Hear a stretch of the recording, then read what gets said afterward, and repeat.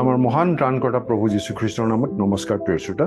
আজিৰ শাস্ত্ৰ পাঠ 2 কৰিন্থিয়া 4 নম্বৰ অধ্যায়ৰ 16 পৰা 18 নম্বৰ পদ।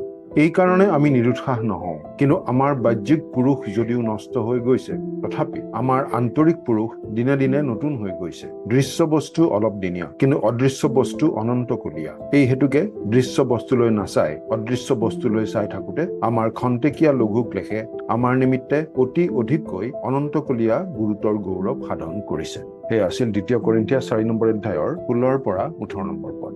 ৰেডিঅ' যোগে বাইবেল অধ্যয়ন আগবঢ়োৱা জে ভাৰ্নন মেগী নামৰ বিখ্যাত লোক এজনে লিখিছিল যে তেওঁলোকৰ ৰেডিঅ' অনুষ্ঠান শুনি থকা যুৱ মিছনেৰী দম্পতীৰ পৰা তেওঁ এখন চিঠি পাইছিল। সেই মিছনেৰী দম্পতীটোৱে দক্ষিণ আমেৰিকাৰ জংঘলত প্ৰভু যীশুৰ বাক্যৰ সেৱা আগবঢ়াই আছিল।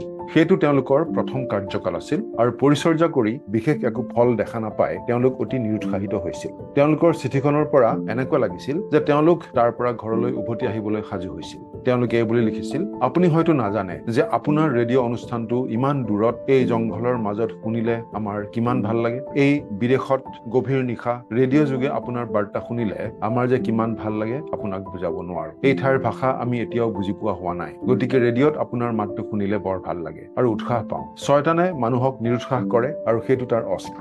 সেই মিছনেৰী দম্পতীৰ ওপৰত শয়তানে সেই অস্ত্ৰকে ব্যৱহাৰ কৰি আছিল। আচলতে আমিও যথেষ্ট নিৰুৎসাহিত হৈ আছিলো। দক্ষিণ আমেৰিকাৰ সেই বিশেষ ষ্টেচনটোৰ যোগেৰে প্ৰচাৰ কৰা আমাৰ বাৰ্তাবোৰ কোনোবাই শুনে নে নুশুনে আমি একো গম পোৱা নাছিলো। গতিকে আমি আচলতে দক্ষিণ আমেৰিকাৰ সেই ষ্টেচনটোৰ পৰা আমাৰ অনুষ্ঠানটো আঁতৰাই নিবলৈহে সাজু হৈছিলো। কিন্তু আমি সেই চিঠিখন পাই বুজিলো যে আমাৰ অনুষ্ঠান তাতো শুনে আৰু মানুহ উৎসাহিতও হয়। গতিকে আচলতে আমাক প্ৰভুৱে অতি আচৰিত ধৰণে উৎসাহিত কৰিলে সেই চিঠিৰ যোগেৰে, আৰু প্ৰভুৰ সহায়ত আমি অনুষ্ঠানটো সম্প্ৰচাৰ কৰি যাবলৈ সক্ষম হলো। আমি অতিশয় আনন্দিত হৈছিলো, কাৰণ আমি জানিব পাৰিছিলো যে আমি প্ৰচাৰ কৰা বাইবেল শিক্ষা এই যুৱ দম্পতীৰ বাবে অতি উৎসাহজনক হৈছিল।